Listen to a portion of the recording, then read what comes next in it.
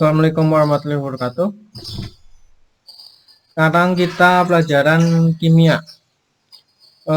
Di kelas kita udah belajar stoikiometri, itu kan sebenarnya materi yang terakhir ya. Jadi sekarang kita lanjut aja ke materi yang selanjutnya, tapi sebenarnya secara bab ini bab sebelumnya. Karena bab stoikiometri itu secara materi sebenarnya udah selesai, tinggal cuma latihan soal aja. Nah, sekarang kita masuk ke bab larutan elektrolit dan non-elektrolit. Sederhananya, larutan elektrolit itu adalah larutan yang dapat menghantarkan listrik. Jadi misalkan larutannya digunakan untuk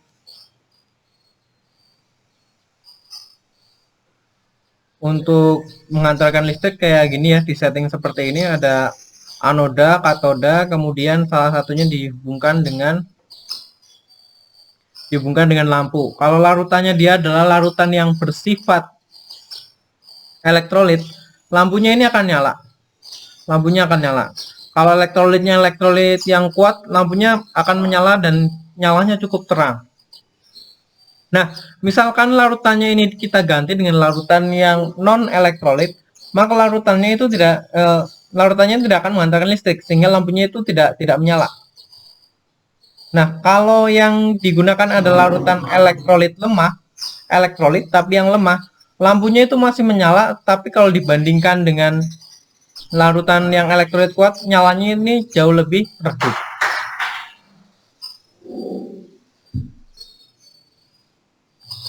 Atau secara skematik biasanya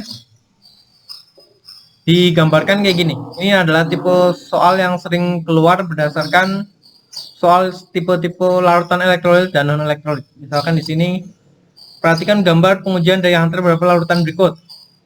Intinya ditanya mana yang bersifat elektrolit kuat, mana yang elektrolit lemah. Nah, kalau elektrolit kuat berarti dia tadi itu akan menyala dengan terang. Dengan terang berarti yang ini ya. Nyalanya terang berarti kalau digambarkan secara skematik itu, secara gambar biasa, bukan gambar yang kayak tadi. Kalau tadi kan tuh foto, kalau ini gambar. Nah, kalau secara gambar dia berarti garisnya ini banyak ya, ini menandakan nyalanya terang. Kemudian di sebelah sini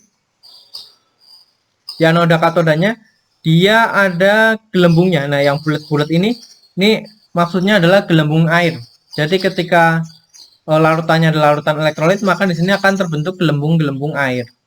Ini karena ada reaksi elektrokimia di sini. Jadi ada sisa-sisa gelembung airnya. Nah, kemudian kalau elektrolit lemah, dia nyalanya akan lebih redup, tapi ya berarti garis-garisnya ini akan lebih sedikit dibandingkan yang elektrolit kuat. Berarti kira-kira yang ini, nyalanya ini lebih redup.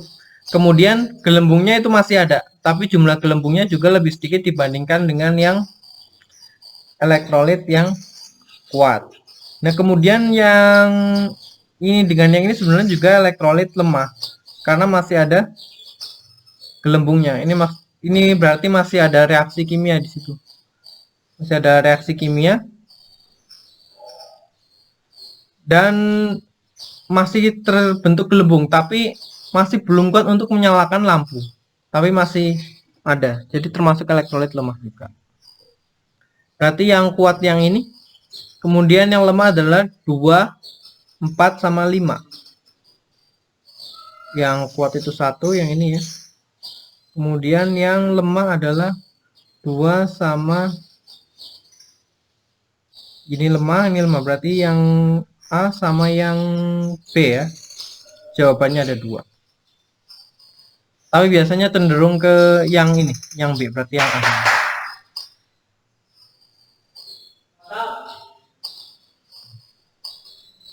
Nah,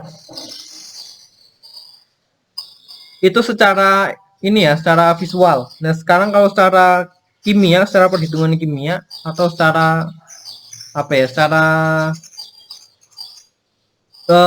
ion-ionnya itu bagaimana sih kalau yang elektrolit kuat atau elektrolit lemah atau non elektrolit?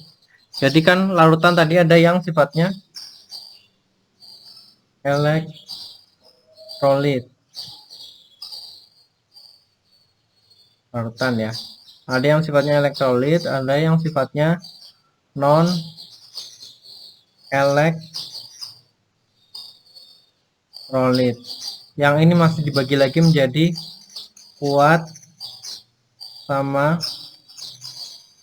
lemah. Kalau yang ini udah tidak dibagi lagi. Contoh elektrolit kuat misalnya ini NaCl, natrium klorida. Kemudian contoh elektrolit lemah ini adalah misalkan asetat ya, asam asetat.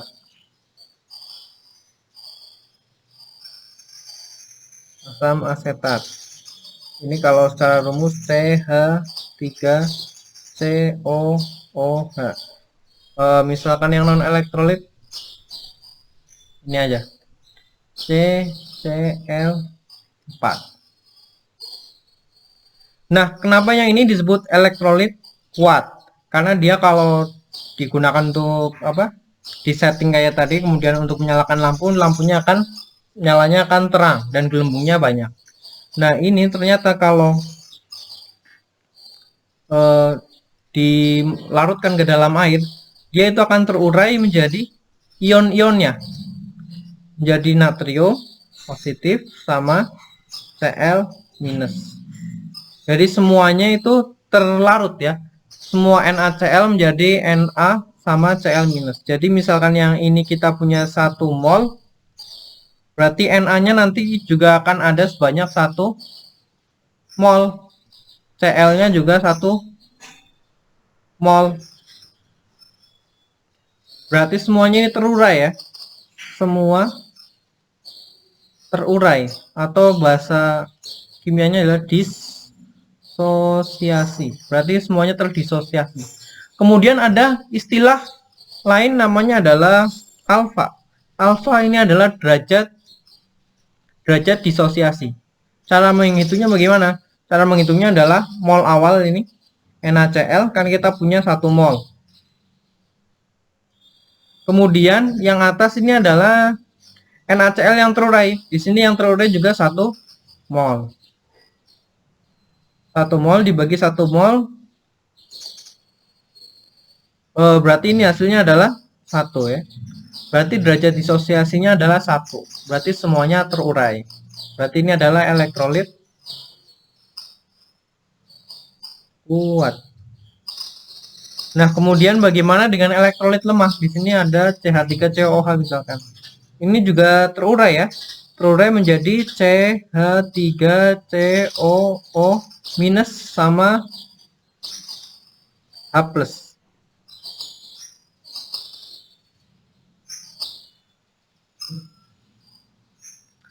Tapi yang ini terurainya jauh lebih kecil. Jadi misalkan kita punya apa ya? Yang ini kita punya 1 juta deh. Berarti 1 kali jangan 1 juta berapa ya? Oh, yang nolnya ada 5 itu 100.000 ya. Ya, 100.000 aja. Kita punya 100.000 CH3COOH. Sebanyak itu. Kemudian kita larutkan ke dalam air. Berapa yang terlarut? Ternyata CH3COOH-nya. Jadi misalkan di sini ada 100.000, di sini cuman 1 yang terbentuk. Yang ini juga 1 kan. Berarti derajat disosiasinya adalah kecil banget ya. Berarti di sini ada 100.000.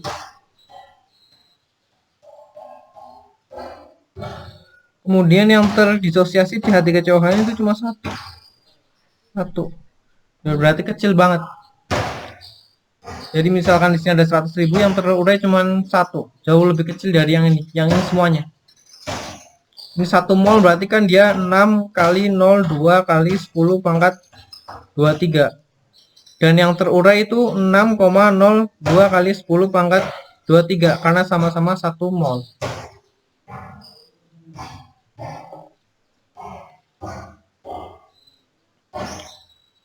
Jadi yang ini alfanya 1, yang ini alfanya kecil, jauh lebih kecil dari 1. lebih kecil dari satu. Nah, kemudian kalau yang non elektrolit itu bagaimana? Non elektrolit berarti dia akan,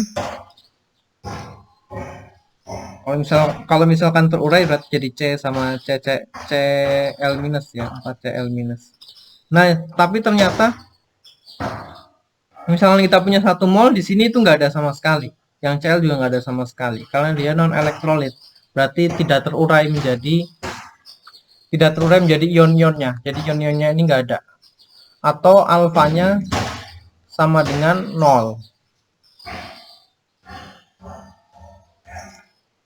Materi sekarang sampai di sini dulu, dan nggak ada tugas. Untuk yang kimia nggak ada tugas, cuman yang biologinya itu masih banyak yang belum lengkap ya, dilengkapi lagi. Jadi yang di buku itu ditulis semua sampai tingkat yang paling rendah, baru dikasih contoh spesies. Jangan langsung misalkan animalia, langsung cuman mamalia gitu. Misalkan yang mamalia nggak dirinci lagi, langsung dikasih contoh, enggak. Yang benar ini mamalia dirinci lagi, baru dikasih contoh satu-satu. Jadi yang banyak, jangan cuma satu. Jangan cuma 9 film dikasih contoh masing-masing satu, itu masih kurang. Disalin aja yang di buku. Ya udah, sampai di sini dulu. Assalamualaikum warahmatullahi wabarakatuh.